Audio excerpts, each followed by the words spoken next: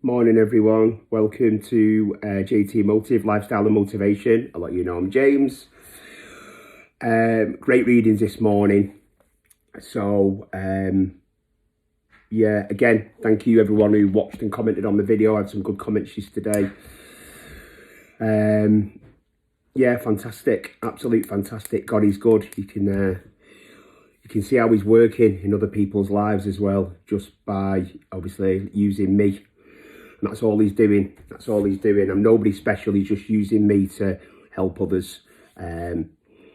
So when I opened the book this morning, again, I've been up early, 4:45, I got open, done all my medication and I've trained and then I've got straight into my books. So, and the heading on my first book was No Such Thing as I Can't. And I love that. I absolutely, when I read it, I smiled because the only thing people say I can't, and I've said it in my previous videos, who says I can't? The only person that says you can't is yourself. That's it's you against you. There's only you stopping you doing stuff.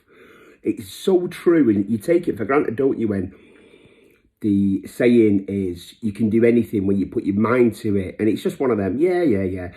But if you really think about that statement, you can. You can do anything if you put your mind to it. If you're determined enough, it's like, I need to still do mine. It's like having a why. Why do you do stuff? What's your goals? So, like, why do I get up at between 4:30 and 5 in the morning? Because I like to have an hour to an hour and a half on my own with me, God, and a coffee, obviously. And I like to stuck in my books. I like to do a little bit of training and get all my medications, so get all my illnesses under control, so to speak, before even obviously Gail gets up. She's up for about 6, half 6. So and people go, yeah, but you're not tired. No, because I've got up and I've started my day right with God. It says in Philippians 4:13, I can do everything through Christ who gives me strength. It's him that gives me the strength. When I run on my own strength, it's hard work. When I ask him for help and run on his strength, it's effortless. And it's just trying to be in constant prayer throughout the day. When you do something wrong, ask for forgiveness straight away. Make amends to that person or that situation, and say, you know what, I spoke a bit out of turn there. I'm sorry. And you'd be surprised how whatever's going on inside, whatever knot in your stomach, it's gone. It's gone because you've done the right thing and you've made amends for your actions, not what they've done. It's irrelevant what they've done. It's we can only look at ourselves. And I've gone on far too long on that little bit there, so I'm sorry. So, no such thing as I can't. Matthew 6:14. If you forgive other people when they sin against you, your heavenly Father will also forgive you. That's the thing. The Bible, we have to forgive, and there's a question in the Bible: how many times do we have to forgive? 7 times? No, 70 times 70, which means we just keep forgiving. We just keep forgiving, irrelevant of what the other person or situation has done. We just keep forgiving because God has forgiven us. So we have to then, and it says, Jesus' parables in Matthew 18 spell it out clearly. If you've received God's forgiveness and life, you have no other choice but to share it. That's it. And we've all been forgiven for Christ going on the cross. So we have to then share that. Amazing. Love it.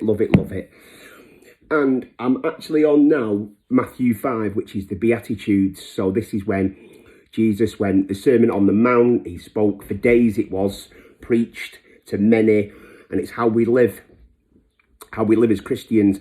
And because I've gone on a bit too far already, I'm not going to go through what I've written, because I've written quite a bit. So it's just stuff like, again, learning, being blessed by God means the experience of hope and joy, the deepest form of happiness. That's being blessed. So, and it's got here in Matthew 5:11-12, Jesus said to be happy when you're being persecuted, because as Christians we will be persecuted, because we don't, for me, I don't blend in as a Christian.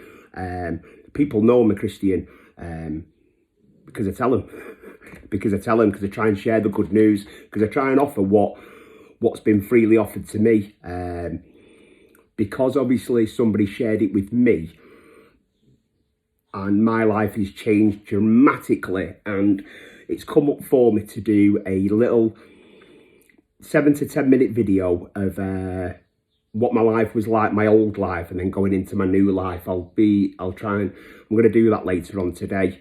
So my old life, when I was drinking and using and just being an absolute numpty, to then getting sober, going into recovery, finding my path with God, and then what God's done for me and what I've put the action in and what God's done. So I'm going to go into a video later on about just a brief history of what I was like and how I've done it and what I'm like now. May help people. So, but yeah, I mean, even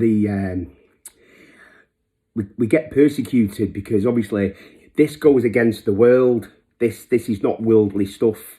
Being a follower of Christ, and I had a great question yesterday about, well, I don't do religion. I said, no, neither do I. I don't do religion either. What I do is I follow Christ. That's it. And I just try and be the best person I can be, and share this, wholeheartedly caring for other people and genuinely caring, not because you can get something out of them, genuinely being there to help. It's an amazing life. So, excuse me. Yeah, so absolutely thank you to everyone again who has just listened. Any questions, please comment at the bottom, like, share, comment. As you know, a lot of you know, I'm not on Facebook, so I don't share this. I put it on YouTube and that's it. So if you want to share it, I know somebody shared it yesterday because their friend was suffering, and that's exactly what it's about. So thank you so much, guys. Love and blessings, and I'll put another video on later regarding my brief history with alcohol. Take care. See you soon. God bless. Bye bye.